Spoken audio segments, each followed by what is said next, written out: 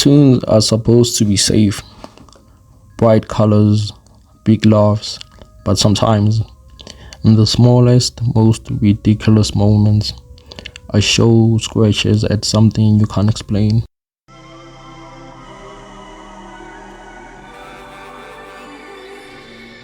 Ghostfly is one of those moments, 10 minutes of silly horror that ends up feeling contagious. The episode begins with a humble, mundane scene. Jake making soup. A fly lands. Jake sweeps it. Problem solved. Except the fly comes back as a ghost. Why is a fly scary? Because it breaks the rules of scale and consequences. In Ghostfly, the writers Cole Sanchez and Graham Fleck use a trivial, everyday annoyance to pull the thread on something larger, unfinished business.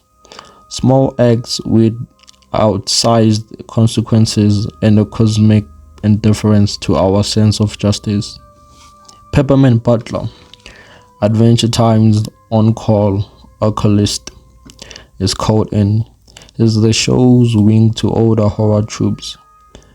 The medium, the cerebral props, the weirdly cheerful man who knows too much. He tries ritual and trickery, but the ghost does not respond like a normal spirit. The fly's haunting is not dramatic but invasive.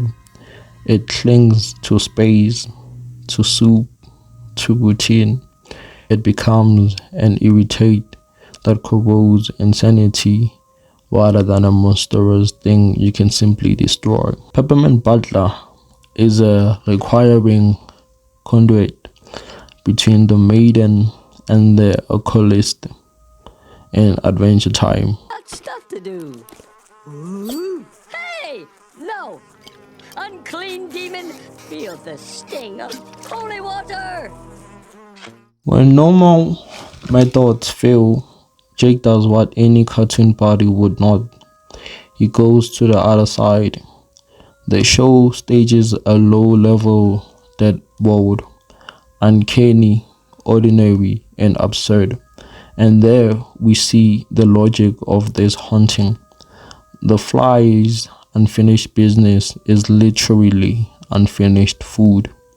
This is a brilliant subversion. Ghost stories historically revolved around unresolved trauma or revenge.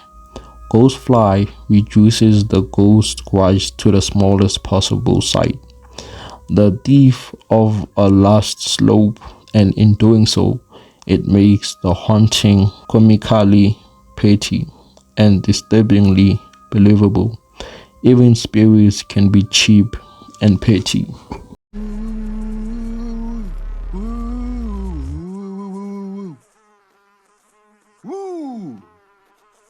The climax plays like a gag but lands like a parable.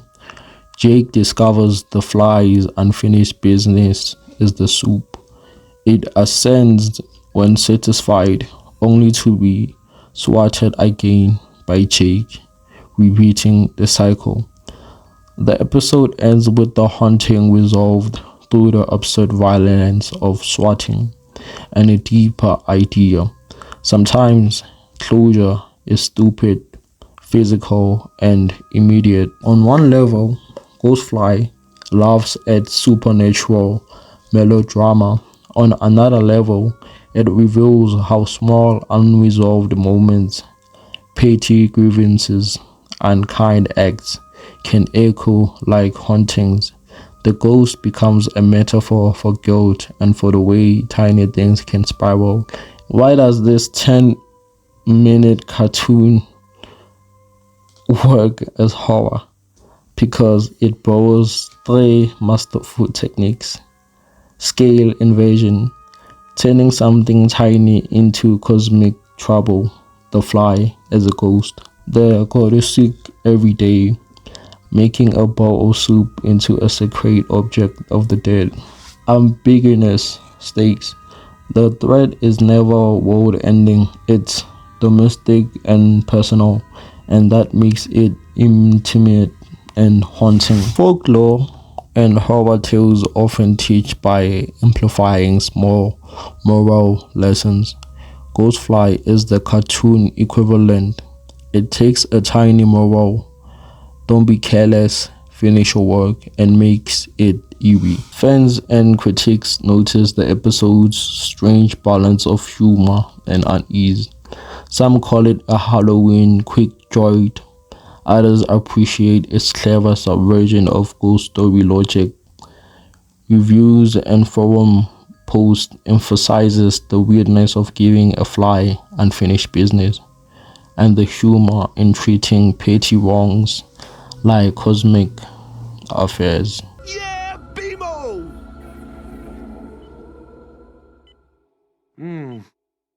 BMO?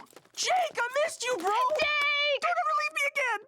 Good job, BMO. You brought me back. Yes. Yay, Bimo. Bimo is so good. Ghostfly reminds us that horror is not always big or noble. Sometimes it's petty. Sometimes it's a nagging, buzzing thing that won't leave you until you fix the small wrong you started. And maybe that's scarier than any monster that wants to eat your soul. Because this one can be anywhere. In a soup, on a nightstand, or in the guilt you never finish dealing with.